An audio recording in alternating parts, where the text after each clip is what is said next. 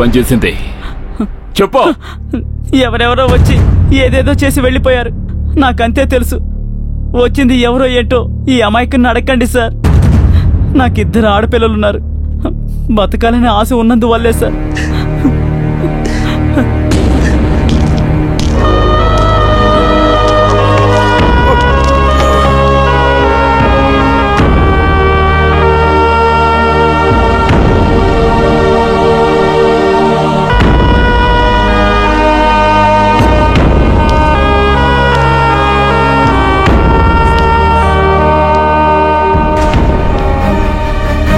స్వామి, ఎవరొచ్చి శేషాన్ని ధ్వంసం చేశారో నాతో చెప్పు.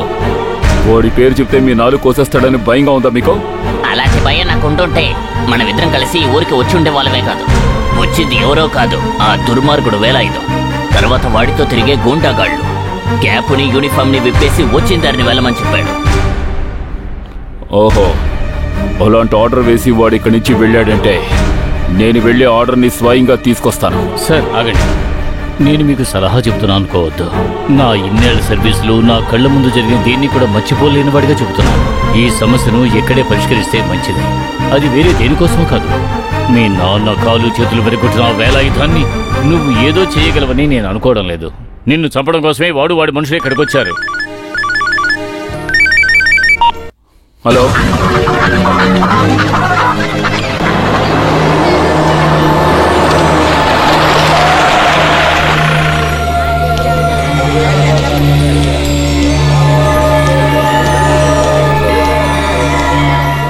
ఇలా చూడండి సార్, మేమందరం కలిసి వాడు కాళ్ళు పట్టుకున్నందువల్లే ఆ అమ్మాయిని ఏం చేయకుండా వదిలేశాడు. వాడేం చెప్పాడో కూడా అది చెప్పు. వాడు అలాంటి వాడే కాబట్టి వాడు రాత్రి పగలంటూ ఏది చూడడు. చీకటి పడేలోపు ఇక్కడి నుంచి వెళ్ళలేదంటే పాప అమ్మాయిని చంపేస్తానని బెదిరించాడు సార్. సార్, మీరు ఇక్కడికి వచ్చినప్పుడు చప్పట్లు కొట్టి ఆహ్వాన పలికం, కానీ మాకు ఎలాంటి ప్రయోజనం లేదు సార్. కానీ ఇప్పుడు పెద్ద నల్ల తాచు బయటకు వచ్చింది. ఆ ముసల్దున్నప్పుడు ఎవరైనా వెళ్తే అరిసైనా గోల్ చేసేది. ఇప్పుడు ఆవిడ కూడా లేరు కాబట్టి అంతా అమ్మాయి తలరాత. ఇంకేం చెప్తాం?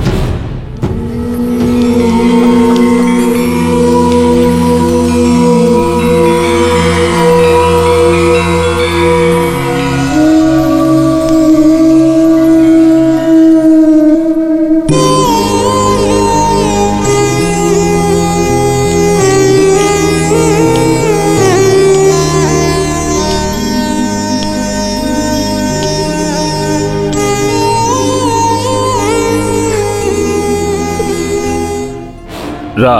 ఎక్కడికి? ఎక్కడికో నిన్ను రమ్మని పిలిచేది ఇన్స్పెక్టర్ జాన్సన్ కాదు, ఒట్టి జాన్సన్.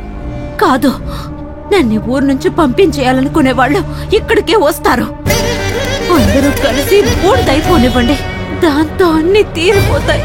దేనికి జీవితం తీరుతుంది, కానీ ఇలా కాదు. నీ జీవితం ఎలాంటిదైనా నీ మంచి చెడ్డ చూడవలసింది నీ కన్నవాళ్ళు. వెట్టిగాడను వేలాయుధం కత్తికి అటువంటి అర్హత లేదు. అది చేయడానికి వేరే వాళ్ళు ఉన్నారు, ఆ హక్కు ఉన్నవాళ్ళు. వాళ్ళు చేస్తారు. రా. లేదు, నాకు ఎలాంటి బంధువులు లేరు. నాకెవ్వరూ తెలీదు. పో, ఇక్కడి నుంచి వెళ్ళిపో. నాకెవ్వరూ లేరు, నాకెవ్వరూ వద్దు. పో, ఇక్కడి నుంచి పొమ్మంటున్నాడా? వెళ్ళిపో.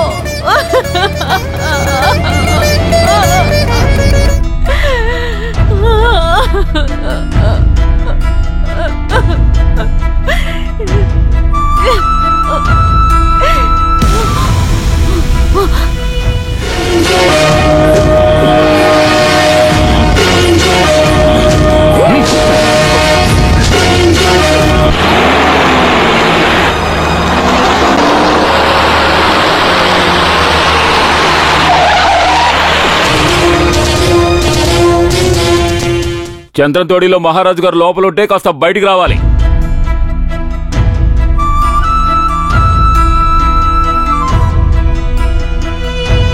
మహారాజునేరా?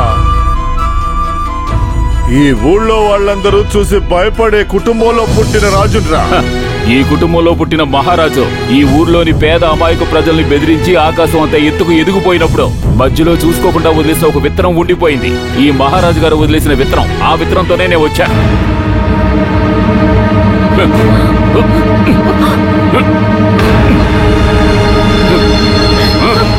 ఇదిగో, నరికి పారేసే స్థాయికి ఎదిగిపోయింది, కానీ దాన్ని సవ్యంగా చేయవలసిందే. వెట్టిగాడని వేలాయుధం కాదు, దీనికి జన్మనిచ్చిన వాడు. పెద్దవాళ్లు చెప్తూ ఉంటారు, చంపిన పాపం తింటే పోతుందని. ఈ మాధవరావు గారి పరువు మర్యాదలు లెక్కలో ఉంచుకునే నేను దాన్ని సరిదిద్దుతున్నాను. నాటిన పాపం కోస్తే పోతుంది. ఇదిగో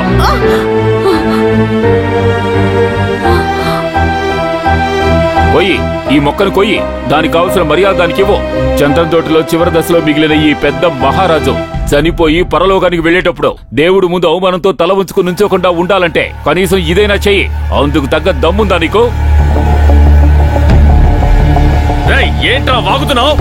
రోడ్డు మీద తిరిగే కుక్కల్ని ఇంటికి తీసుకొచ్చి వాటిని సింహాసనం ఎక్కించాలని ప్రయత్నించావో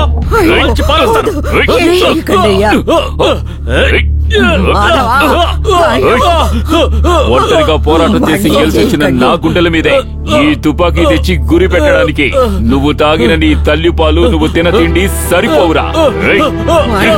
ఈ చేతుల్లో ముడిచి గట్టిగా నీ పొత్తి కడుపులో ఒక గుద్దు గుద్దానంటే ఆ తర్వాత నీ పెళ్ళం ఉయ్యాల కట్టి జోలపాట పాడడానికి ఒక కొడుకు పుట్టాలంటే నువ్వు ఎన్ని జన్మలెత్తినా నీకు ఆ భాగ్యం దక్కదు. అలాంటి ఫ్యామిలీ ప్లానింగ్ నీకు కావాలా? అయితే చెల్లెమ్మ మర్యాదగా వెళ్ళి తీసుకుని వెళ్ళా. ఇలా చూడరా, నువ్వు చిన్న పిల్లాడివి. నువ్వు ఎంత ఎదిగినా నీ గుణం మాత్రం మారదు. అంతకంటే నువ్వు ఎదిగిపోతే అప్పుడు రారా, చూసుకుందాం. ఇప్పుడు పోరా. రేయ్, అటువంటి పనులు ఇక్కడ చెయ్యొద్దు. అది నీకు మంచిది కాదు. తెలుసు, ఎంతో కాలంగా ఎప్పుడు చేయాల్సిన పని ఈ కుటుంబంలో వాళ్లే చేస్తున్నారని నాకు తెలుసు. అది అనుభవించిన తండ్రి కొడుకునే నేను. మా నాన్నకి ప్రాణభిక్ష పెట్టమని యాచించి నీ కాళ్లు పట్టుకుని ఆ రోజు నేను అర్థించినప్పుడు నీ కాళ్లతో తన్ని నన్ను బయటికి గెట్టేసి నువ్వు అన్న మాటలు ఇంకా గుర్తున్నాయి. అనాథ శవం అన్నావు. అయినా నేను ఎవరితోనూ చెప్పకుండా కన్న తల్లి కన్నీటిని సాక్ష్యంగా చేసుకుని 10 ఏళ్ల వయసులోనే గొయ్యి తవ్వి తండ్రి శవాన్ని పాతిపెట్టిన వాణ్ణి. ఆ రోజు అంత పెద్ద వర్షం కురిసినప్పటికీ నా శరీరం వణకలేదు. ఎందుకో తెలుసా? నాలో అగ్ని ఉందిరా. ఎంత నీరు పోసినా ఆరని అగ్నిరా. అది ఇప్పటికీ ఇంకా రగులుతూనే ఉందిరా. ఊళ్ళో అమాయక ప్రజల్ని బాంబులు వేసి చంపేసినట్టు నా విషయంలో కూడా నువ్వేమైనా చేయాలని ప్రయత్నించావో అది జరగదు. ఆ తర్వాత ఎంతకైనా తెగిస్తాను. అందుకు పోలీసు యూనిఫామ్ అవసరం లేదు. నా తండ్రి రక్తం చాలు. నేను తను ఈ ఊళ్ళో పుట్టిన ముష్టి వాళ్ళమే.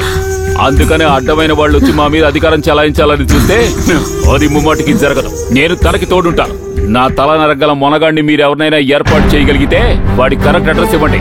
ఇక్కడి నుంచి తను నా ఇంట్లో ఉంటుంది.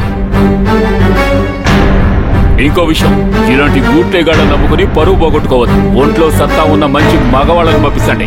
ఒక్కటి కాదు, అవసరమైతే 10 మందిని పంపించండి. చంద్రతోటిలోని మాధవయ్య గారు, మీకు తెలియని విషయం చెప్తున్నారు. ఇండియా, భారతదేశం అంటే దాని అర్థం మన ఊళ్ళో ఉన్న ఒక పంచాయతీయే కాదు.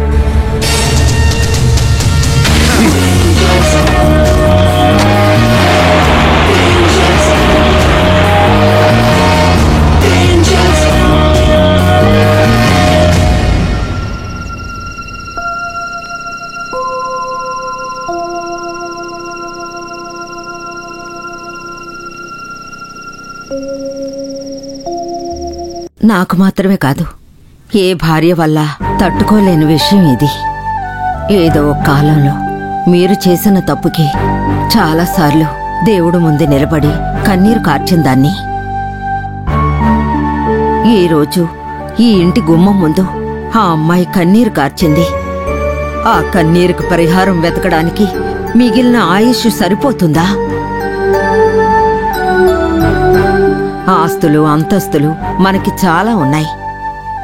కానీ అవి అనుభవించడానికి దేవుడు మనకి బిడ్డల్నివ్వలేదు. అది కూడా ఆ కన్నీటికి శిక్షే.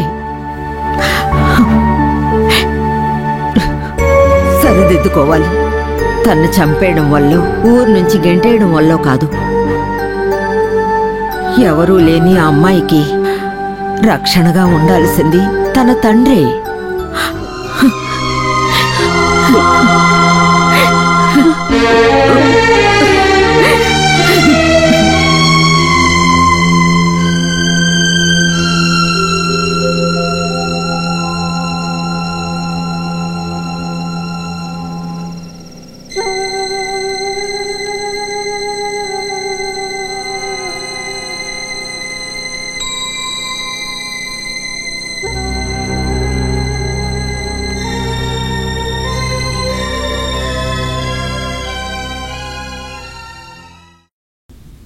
ఇక్కడ తెలియని వాళ్ళంటూ ఎవరూ లేరు. నీకు కూడా హక్కున్న చోటికే ఇప్పుడు నువ్వు వచ్చావు. రా, వచ్చేదైనా తిను.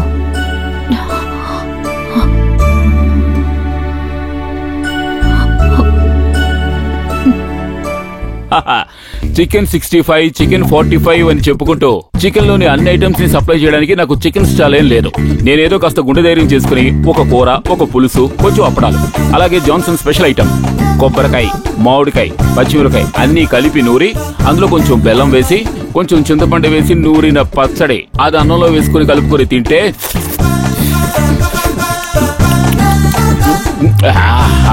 అన్నీ వడ్డించి సిద్ధంగా ఉన్నాయి. మీరిద్దరూ వెళ్ళి భోంచేయండి.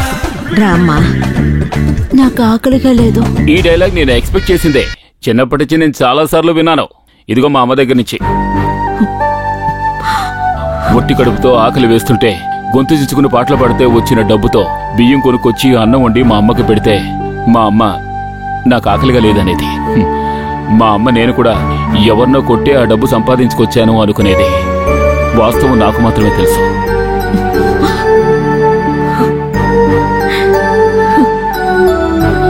అవన్నీ వదిలే. అయినా మనం అంత తప్పు ఏం చేశాం చెప్పు? రౌడీ పక్రోస్ కొడుకుని రౌడీలా చూడాలని ఈ ఊళ్ళో జనం కోరుకుంటున్నారు.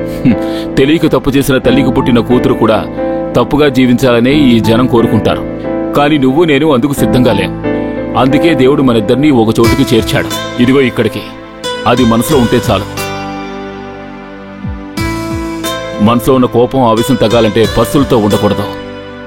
నిజంగా ఆకలికపోతే భోంచేయకు.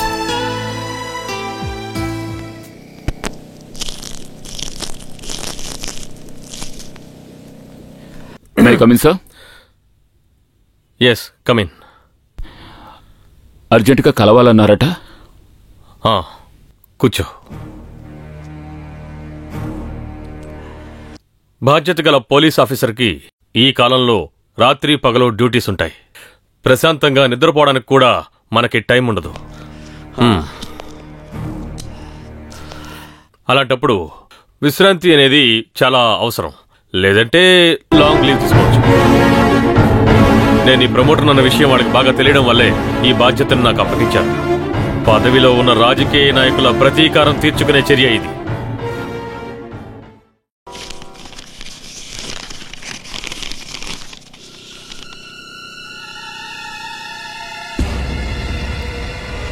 సంతోషంగా ఉంది. నేను ఊహించిందే ఇది. కాకపోతే ఇంత త్వరగా జరుగుతుందనుకోలేదు. చాలా సంతోషంగా ఉంది సార్.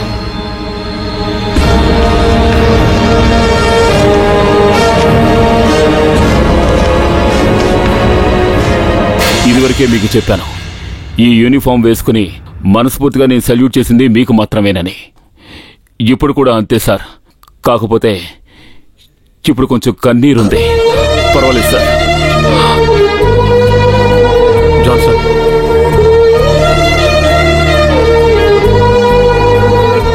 నువ్వు నాకు జూనియర్వి కాదు, నా తమ్ముడివి. ఫస్ట్ టైం కాబట్టే ఇలా. ఇంతవరకు నేను నా సర్వీస్లో ఇంతకన్నా చాలా దారుణమైనవే చూశాను. ఎంతో మంది దగ్గర నేను ఏడుస్తూ వాళ్ళకి సెల్యూట్ చేస్తూ ఈ పేపర్స్ తీసుకునేవాడిని. అలాంటి నేను ఇక్కడ ఉండగా నీలాంటి వాణ్ణి ఎక్కువ కాలం డ్యూటీకి దూరంగా ఉండనివ్వను. వెళ్ళు.